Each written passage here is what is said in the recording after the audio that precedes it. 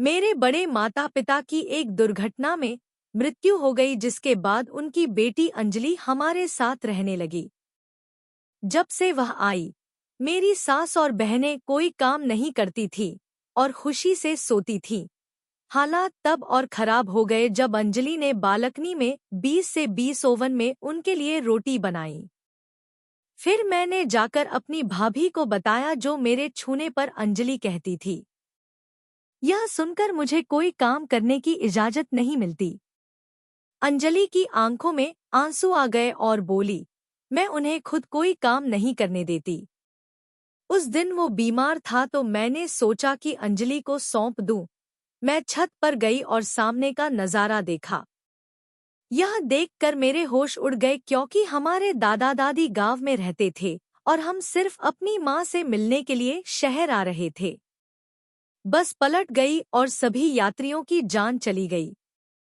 मेरे बड़े माता पिता ने हार मान ली और वरिष्ठों को भी यही दुर्घटना झेलनी पड़ी। माता पिता की एक ही बेटी थी, अंजलि। मेरे माता पिता उनके अंतिम संस्कार के लिए गांव गए थे काम करने के लिए, लेकिन वापस आते समय अंजलि भी उसके साथ थी। वह मुझसे शादी कर सकती है। वह 1 साल छोटी होगी। वह 18 साल की थी और मैं 19 साल का था। उसने अपना हाथ पकड़ रखा था। उसने अपना छोटा बैग पकड़ रखा था और मैं बार बार अपनी माँ से लिपटकर रो रहा था और कह रहा था कि आंटी मुझे पापा कहती है। मेरी माँ ने उन्हें सांत्वना देने के लिए उन्हें अकेला क्यों छोड़ दिया? उसे खाना खिलाया गया और जबरदस्ती शराब पिलाई गई।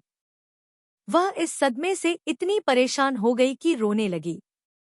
मैं भी उसे देखकर बर्दाश्त नहीं कर सका। मैं बहुत खुश था, यह दर्दनाक था, लेकिन मुझे बस कुछ दर्द महसूस हुआ। मैं केवल इतना कह सका। मेरे 4 भाई थे। 2 बहनों में से एक की शादी हो चुकी थी। यह खत्म हो गया और मैं अभी भी कुंवारी थी। जब मैं छोटा था तो मैं भी रिश्ते की तलाश में था। कुछ दिनों तक सबने अंजलि को सांत्वना दी, लेकिन फिर वह अपने बड़े मामा से कहने लगी कि आप तो हर समय परेशान रहते हैं। फिर आपकी तबीयत भी खराब है तो क्या हुआ? अगर तुम अभी जाओगे तो मैं घर के काम में तुम्हारी मदद करूंगा। उन्होंने कहा, मुझे खुद को व्यस्त रखना चाहिए। मैंने गांव में पढ़ाई की। हमारे गांव में कॉलेज था, लेकिन कोई नहीं बोलता था। भाभी बिना ध्यान दिए कहने लगी कि घर का काम खत्म करने के बाद क्या करना है? ये करना होगा। माँ ने कहा, मेरी दोनों बेटियां सिर्फ 10वीं तक ही पढ़ी हैं, तो मैंने भी किसी और से शादी कर ली। मैं इंतजार कर रही हूँ कि हमारे रिश्ते में लड़कियों की शिक्षा को महत्व नहीं दिया जाता है। अंजलि को सिर्फ घर के काम के लिए आना पड़ता है। मैं चुप था, लेकिन उसे देखकर मुझे ऐसा लगा जैसे उसके पास पढ़ने के लिए बहुत समय है। मुझे अब एक शौक है। मैंने माँ से कहा कि आपने मुझे पढ़ने दिया। अगर बड़ी माँ, बड़े पिता जीवित होते तो उन्हें शिक्षा मिलती। चलो, मम्मी मुझे डांटने लगी कि तुम्हें ये काम करने हैं। ज्यादा सहानुभूति मत दिखाओ। लड़कियों को स्कूल के बाद क्या करना है? 10 पढ़ाई करनी है या 12 घर का काम करना है? आप अभी चीजों को नहीं जानते हैं। मुझे नहीं पता। मैं माँ की बात पर चुप रही। बात बन गई और धीरे धीरे घर का सारा काम अंजलि ही करने लगी। और मेरी भाभी उस पर हावी होने लगी और कहने लगी कि अंजलि का आटा अच्छा नहीं गूंथा है। दूसरी उसने कहा कि ऐसा करो, रोटी के साथ चावल बनाओ। लीना और अन्य दोनों बहनों के दामाद भी कृपया मुझे इस कार्य के बारे में बताएं और मेरी बहन को बताएं कि शाम की चाय की जिम्मेदारी भी अंजलि की है। ऊपर से डालो, चाय अच्छी बनती है। सर्दी शुरू हो गई है और हमारा चूल्हा छत पर बना हुआ है और दोनों समय अंजलि को रोटी की जिम्मेदारी देकर आटा गूंथकर छत पर चली जाती है। 1 घंटे के बाद वह परेशान हो जाएगा। जब वह नीचे आए तो सबको खाना परोसना पड़ा। खाना खाने के बाद अपने घर जाकर सारे बर्तन लेकर किचन में चला जाता था। वह बर्तन धोना शुरू कर देगा ताकि उन्हें धोने के बाद वह फ्री हो जाए। पापा उससे कह रहे थे, अंजलि बेटा, प्लीज रात को पापा को चाय बनाकर कब देगी? दोपहर 12 बजे तक सभी के बिस्तर लग गए। जब सोने का समय होता था और सुबह जब मैं कॉलेज जाता था तो आंगन में लेटकर अपने आप में चला जाता था। जब मैं जाने के लिए उठता तो वह मेरे लिए नाश्ता बनाता। एक दिन जब सब लोग सो रहे थे तो वह मुझे अपनी पुरानी किताबों के बारे में बताने लगा। दाओ, मैंने कहा तुम क्या करोगे? तो लड़की बोली मैं पढ़ूंगी। मैंने कहा तुम्हारे पास पढ़ने के लिए बहुत समय है? तो वह बोली मैं समय निकाल लूंगी, बस आप मुझे अपनी पुरानी किताब दे दीजिए। मैंने उसे अपनी पुरानी किताबें दी, लेकिन मेरी भाभी उसे 1 मिनट भी रुकने नहीं देती थी। यहाँ तक कि जब अंजलि अपने बच्चों को खाना खिलाती थी तो वह मुझसे कहती थी कि वह इसे बनाकर मुझे आश्चर्यचकित कर दे। यहाँ तक कि उनकी माँ का भी इससे कोई लेना देना नहीं था। एक बार मैं यह देखने के लिए रुका कि कुछ लोग मेरी बहन को देखने आए थे, लेकिन जब वे आए तो मैंने अपनी बहन की जगह अंजलि को देखा। ये देखकर मेरी माँ रिश्ता मांगने लगी। यह बहुत बुरा लगा और मेरी बहन अंजलि पर बहुत क्रोधित थी। बुरा भला कहने लगता है और माँ को यह बात जानबूझकर बताई जाती है ताकि जब तक माँ अपना हुस्न दिखा सके। मुझे नहीं लगता कि इस घर में कोई रिश्ता बनेगा। वहीं बैठे बैठे देखा कि मैं तैयारी कर रही थी। मैंने कहा, क्या तुम्हें डर लग रहा है अपने आप को? आप इस बेचारी लड़की को दोष दे रहे हैं। आपने स्वयं कहा था कि मेरे सामने वह चाय लेकर आओ, और अब यदि आप अंजलि से कहते हैं कि आपको यह पसंद है और चले जाते हैं, तो आप इस व्यक्ति को दोष दे रहे हैं। हाँ, मेरे कहने का मतलब यह था कि तुम मुझ पर ही निर्भर हो। वो गुस्सा होने लगी और मुझे चुप रहने को कहने लगी। क्या आप जानते हैं वह कितना चतुर है? मैं नेक नजरों से उनके सामने गाढ़ा काजल लगाकर आई और बोली, बहन, घर में कोई है, मेहमान आएंगे तो सभी भाभियां भी तैयार हैं। आप महिलाओं के बारे में क्यों पूछने लगे? आप ऐसा तब कहते हैं जब आप उस लड़की को नहीं जानते। नहीं तो माँ ने कहा चुप रहो, जब तक हमारी शादी नहीं हो जाती हम अच्छे से नहीं रह सकते। यदि ऐसा है तो मैं इस अंजलि की बेटी से विवाह करूंगा। मैं थोड़ा करूंगा। बड़े भाई ने क्या कहा? उसे शादी करनी है और पहले घर को 3-4 साल तक ऐसे ही रहने देना है। अपने काम अच्छे से सीखो। इन्हीं दिनों मेरी बड़ी बहन गर्भवती हुई तो ससुराल वालों ने उसे भी मायके भेज दिया। मेरी बहन अपने पैर भी बिस्तर से नहीं उठा पाती। वह अंजलि के पास बिस्तर पर पानी रखता था। वह आदेश देती है और कहती है कि डॉक्टर ने आराम करने को कहा है और मैं यहाँ कर रही हूँ। मैं अभी आई हूँ। अंजलि पूरे दिन घूम रही है। मैं कभी कुछ काम करता था, कभी कुछ और करता था।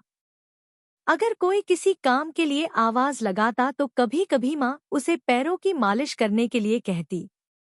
अगर तुम ऐसा करोगी तो कभी कभी मेरी बड़ी बहन तुमसे कहती थी कि इसे अपने सिर पर दबाओ, कभी कभी बहुत दर्द होता है। बहन अंजलि की बेटी कहती है, तुम्हारा भाई आएगा।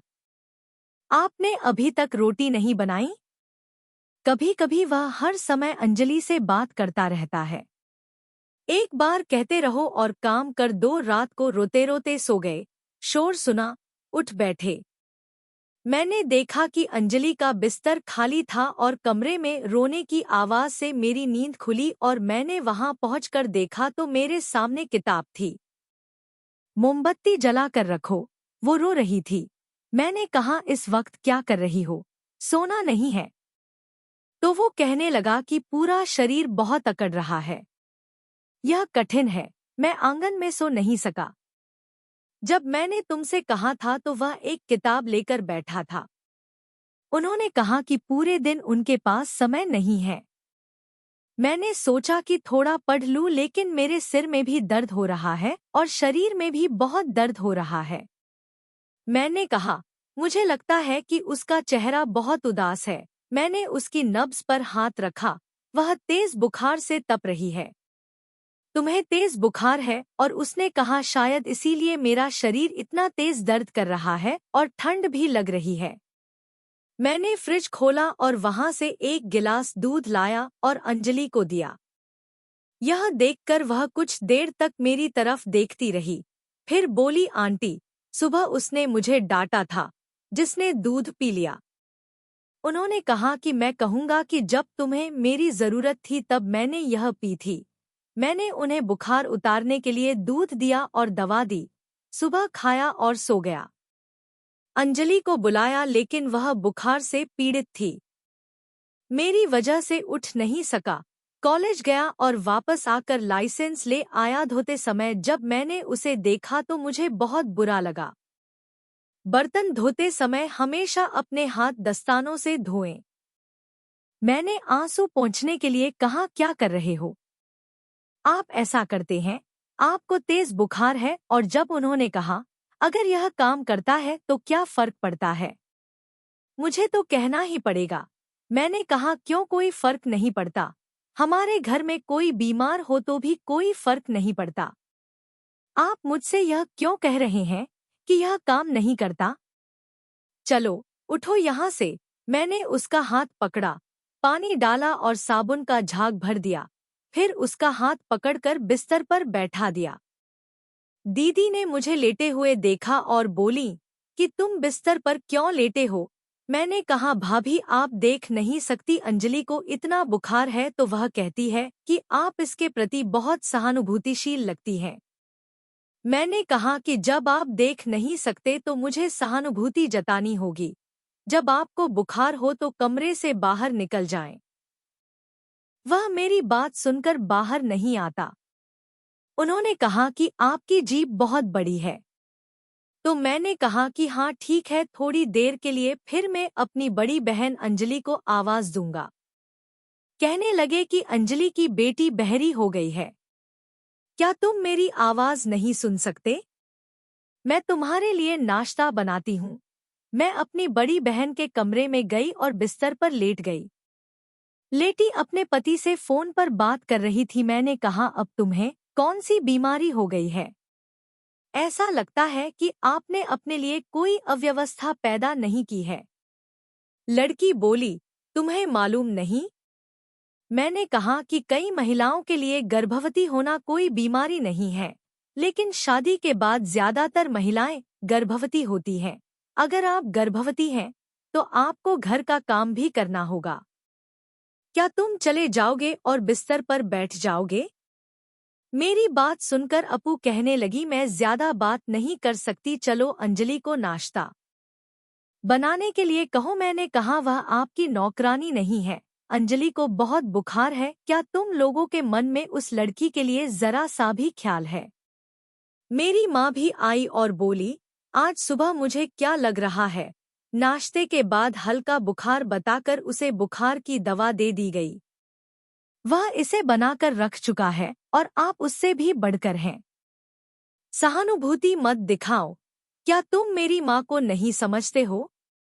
इसके विपरीत मेरी छोटी बहन मुझे डांटती रहती थी। वह जो मुझसे बड़ा है कहने लगा, माँ, कृपया करो, ध्यान रखना, मुझे उससे बहुत सहानुभूति है। अंजलि अंजलि से कहीं अधिक होशियार है। मेरी अभिव्यक्ति मत पकड़ो, मैंने तुमसे कुछ कहा था बहन, इसलिए घर पर रहते हुए सोच समझकर बोलें। मैं सबसे छोटा हूँ, इसलिए किसी ने मेरी बात नहीं सुनी। अंजलि को बुखार नहीं था, सारा काम किया, यहाँ तक कि बर्तन भी साफ किए।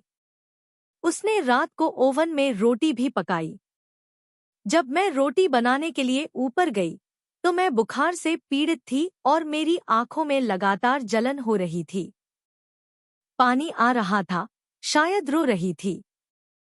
यदि वह अपनी किस्मत को कोसती तो उसके माता पिता किसी भी समय जीवित होते तो जीवन कुछ और होता। काश मैं इतना गीला न होता। बिग मॉम डैड हर नाज उसका बहुत ख्याल रखती थी क्योंकि वह अपने माता पिता की इकलौती बेटी थी। गहरी ठंड भी प्यार के काबिल थी। मैंने आह भरते हुए सोचा कि मैं छत पर हूँ।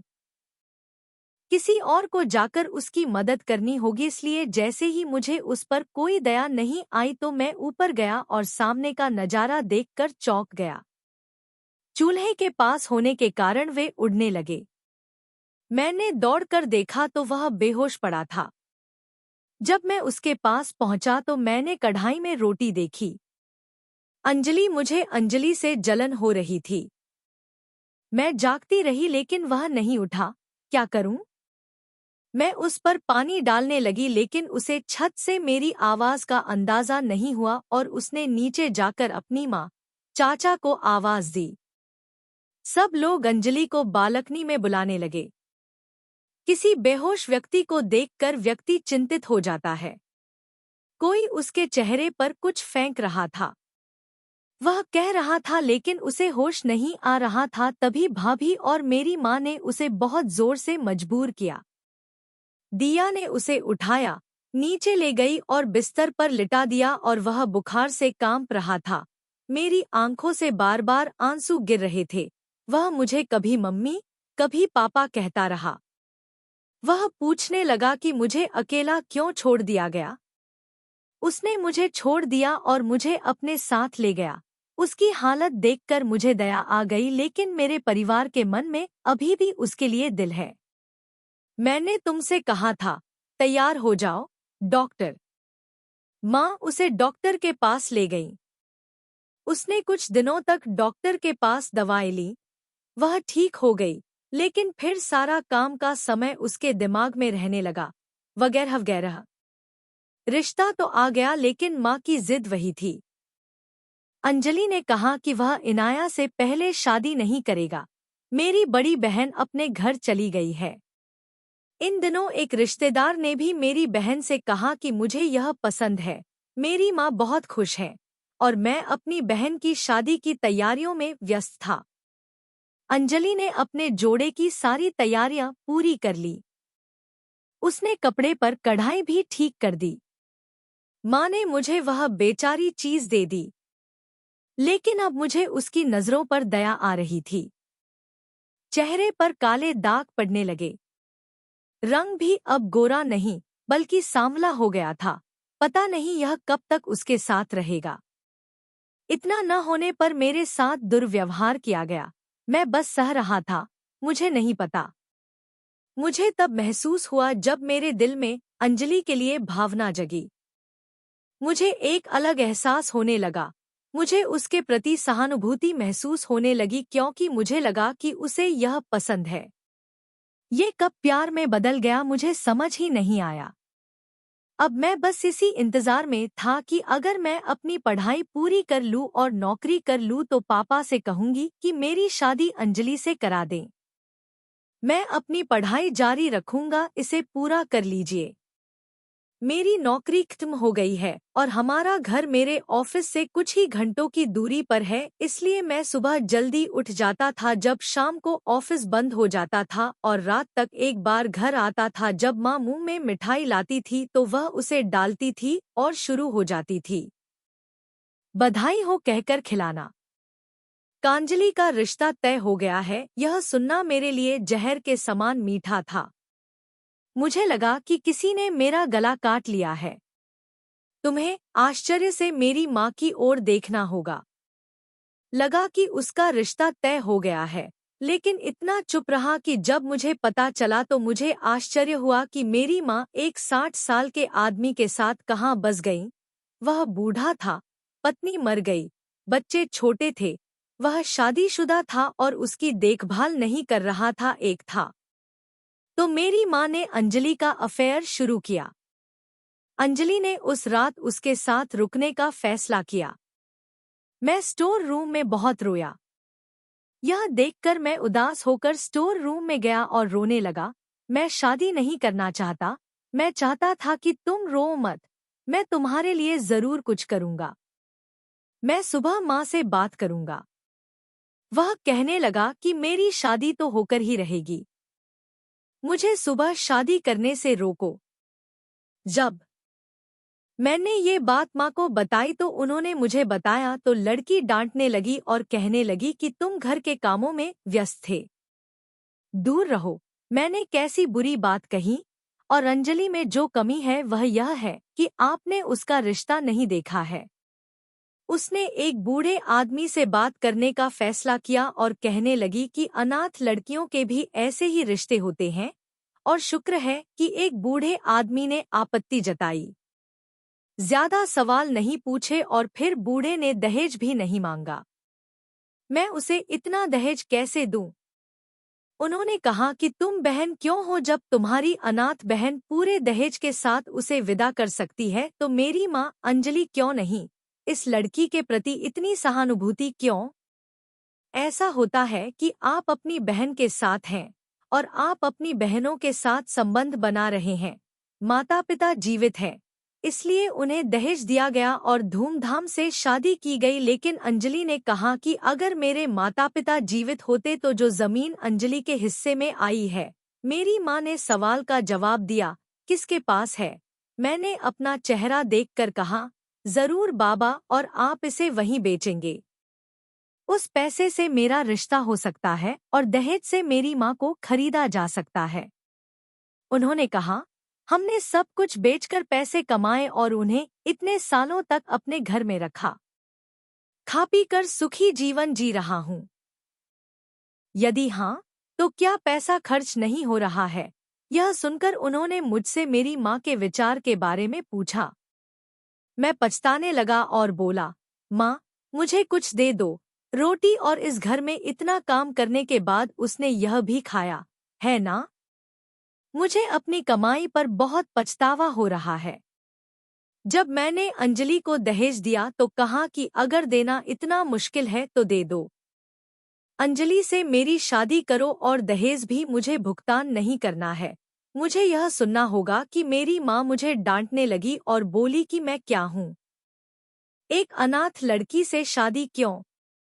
मैं करने लगता हूँ, और अगर आप सीधे तरीके से करने को कहेंगे, नहीं करेंगे तो मैं जाकर उसे मजबूर कर दूंगा। मैं उससे शादी करूंगा क्योंकि वह एक बच्चा है और मैं एक बच्चा हूँ। मैंने इस बारे में अपने पिता को बताया। मेरे ससुराल वालों को भी कोई आपत्ति नहीं थी। मैंने अपनी माँ को आश्वस्त किया कि अंजलि, यह बहुत अच्छा हुआ। हमारी सभी नौकरानियां दयालु होंगी। लेकिन उन्हें नहीं पता था कि जब पिताजी ने अंजलि के साथ मेरा रिश्ता तय किया था, तब मेरा क्या मतलब था। जब मैंने यह तय किया, तो उन्होंने आश्चर्य से मेरी ओर देखा। अब वह मुझसे बात नहीं करता, लेकिन कहता है कि वह मुझे देखते ही स्टोर रूम में चला जाता था। 1 महीने बाद मेरे पिता ने मेरी उससे शादी कर दी। इस दिन मुझे एक और बड़ी कंपनी मिल गई। शादी की रात अंजलि को नौकरी मिल गई। मैं बहुत घबरा गया और बस इतना ही बोला कि तुमने शादी क्यों की? मैंने कहा। उन्होंने कहा, हमारी शादी नहीं हो सकी। शायद आपने सोचा होगा कि मैं सहानुभूतिपूर्ण हूँ। मैंने यह कदम उठाया क्योंकि मैंने कहा कि मैं ऐसा क्यों करूँगा। आप सुंदर और स्मार्ट हैं। आप वह हैं जो घर को बहुत अच्छे से चलाती हैं। मैं खुद को भाग्यशाली मानती हूँ। पिताजी ने मुझे पकड़ लिया और कहा कि अगर मैंने कहा, अगर चाचा नहीं करेंगे तो आप क्या करेंगे? सहमत नहीं। उन्हें और समझाने की कोशिश करने के बाद भी अगर तुम नहीं माने तो मैं तुम्हें सौंप दूंगा और अदालत में ले जाऊंगा। मैं तुमसे शादी करूंगा तो मुझे सबकी बात माननी होगी।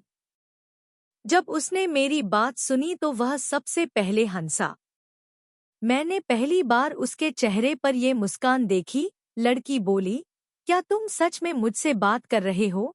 तुम मुझसे बहुत प्यार करते हो? मैंने कहा, मैं तुमसे बहुत प्यार करता हूँ और हमेशा तुमसे प्यार करता रहूंगा। वह बोली, लेकिन मेरी जिंदगी हमेशा वैसी ही रहेगी।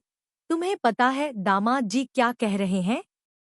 वह कह रहा था कि अब अंजलि हमारे घर में है, वैसे ही रहूंगा और जीवन भर तुम्हारी सेवा करूंगा। और चाचा शहर में काम करते हैं और जो होगा उन्हें कहने दो।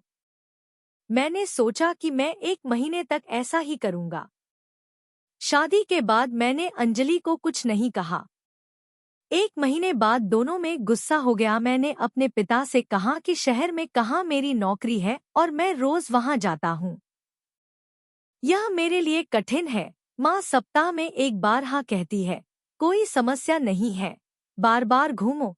मैंने कहा नहीं माँ, सप्ताह में केवल एक बार आना कठिन है। मैं अनुमान लगा सकता हूँ कि महीने में एक बार जाओ। मेरी माँ ने कहा, अच्छा, यह स्पष्ट है कि तुम्हें नौकरी करनी होगी। मैंने कहा, मैं अपनी पत्नी को अपने साथ ले जाऊंगा। मैं इस बारे में अपनी माँ को बताना चाहता हूँ। क्या पूरा परिवार आपत्ति करने लगा है? लेकिन मैंने किसी की कोई आपत्ति नहीं सुनी। मैं अंजलि को जबरदस्ती शहर ले गया। वह बहुत खुश था कि हमारे पास एक छोटा सा घर था। अंजलि ने खूबसूरती से सजाया है। वह मुझसे कहती थी, अंकुर, तुमने मेरी जिंदगी बर्बाद कर दी। स्वर्ग बन गई, लेकिन सच तो यह है कि उसने मेरी जिंदगी स्वर्ग बना दी। वह मेरा बहुत ख्याल रखती थी। मुझे लगता है कि वह पुरुषों से प्यार करती थी। तुम्हें अपनी पत्नी के लिए ऐसे कदम उठाने चाहिए। इसमें कोई बुराई नहीं दोस्तों। आप इस कहानी के बारे में क्या सोचते हैं? अगर आपकी कोई राय है तो कृपया कमेंट बॉक्स में बताएं। दोस्तों, मुझे उम्मीद है कि आपको ये कहानी पसंद आएगी। अगर आपको वीडियो पसंद आए तो कहानी जरूर लाइक करें। अगर आप हमारा चैनल पहली बार देख रहे हैं तो लाइक और शेयर करना न भूलें। कृपया चैनल को सब्सक्राइब करें और घंटी आइकन भी दबाएं ताकि आपको अगला वीडियो अपडेट सबसे पहले मिल सके। धन्यवाद दोस्तों। कहानी में एक नई कहानी के लिए कल मिलते हैं।